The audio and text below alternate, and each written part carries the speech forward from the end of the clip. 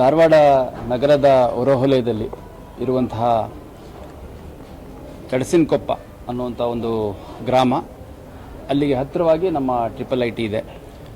ಅಲ್ಲಿ ಒಂದು 3 ಎಕರೆ ಜಮೀನೇನಿದೆ, ಆ ಜಮೀನು ಡೆವಲಪ್ ಮಾಡಲಿಕ್ಕೆ ಅಂತ ಡೆವಲಪರ್ ಮತ್ತು ಲ್ಯಾಂಡ್ ಓನರ್ ಆ ಸ್ಥಳಕ್ಕೆ ಹೋದಂಥ ಸಂದರ್ಭದಲ್ಲಿ ಅಲ್ಲಿ ಆ ಭೂಮಿ ಕುರಿತಾಗಿ ಸ್ವಲ್ಪ ಗೊಂದಲ ಇದೆ, ದಾಖಲಾತಿಗಳು ಕ್ವಶನ್ ಇದ್ದಾವೆ ಮತ್ತು ಅಲ್ಲಿ ಪೊಸೆಷನಲ್ಲಿ ಬೇರೆ ಇದ್ದಾರೆ ಅನ್ನುವಂಥದ್ದು ಗೊಂದಲ ಉಂಟಾಗಿದೆ.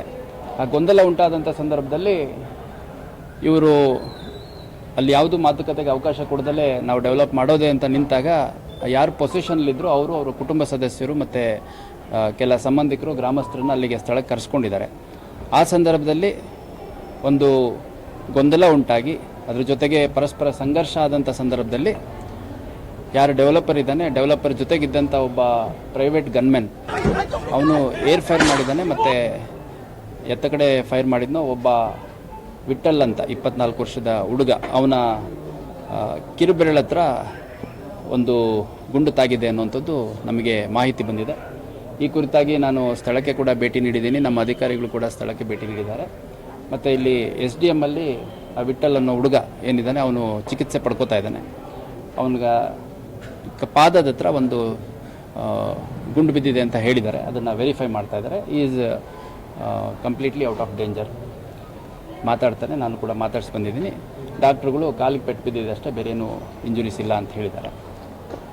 ಅದರ ಜೊತೆಗೆ ಈ ಘಟನೆ ಯಾರು ಕಾರಣ ಆಗಿದ್ದ ಆ ಪ್ರೈವೇಟ್ ಬಾಡಿಗಾರ್ಡ್ ಅವನನ್ನು ವಶಕ್ಕೆ ತೊಗೊಂಡಿದ್ದೀವಿ, ಅವನ ವೆಪನನ್ನು ಕೂಡ ವಶಕ್ಕೆ ತೊಗೊಂಡಿದ್ದೀವಿ. ಅದ್ರ ಜೊತೆಗೆ ಒಟ್ಟು ಆ ಸ್ಥಳದಲ್ಲಿ ಇದ್ದಂಥ 4-5 ಜನರನ್ನು ವಶಕ್ಕೆ ತೊಗೊಂಡಿದ್ದೀವಿ.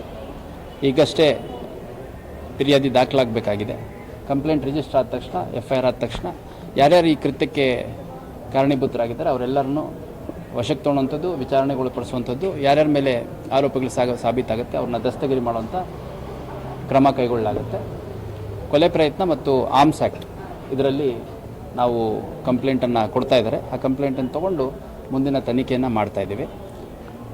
ನಾನು ಸಾರ್ವಜನಿಕರಲ್ಲಿ ಮತ್ತು ಮಾಧ್ಯಮದ ಮುಖಾಂತರ ಮನವಿ ಮಾಡುವಂಥದ್ದು, ಇಲ್ಲಿ ಯಾರಿಗೆ ಗುಂಡಿನ ಪೆಟ್ಟು ಬಿದ್ದಿತ್ತು, ಅವರು ಕಾಲಿಗೆ ಪೆಟ್ಟು ಬಿದ್ದಿದ್ದು, ಅವರು ಔಟ್ ಆಫ್ ಡೇಂಜರ್ ಇದ್ದಾರೆ.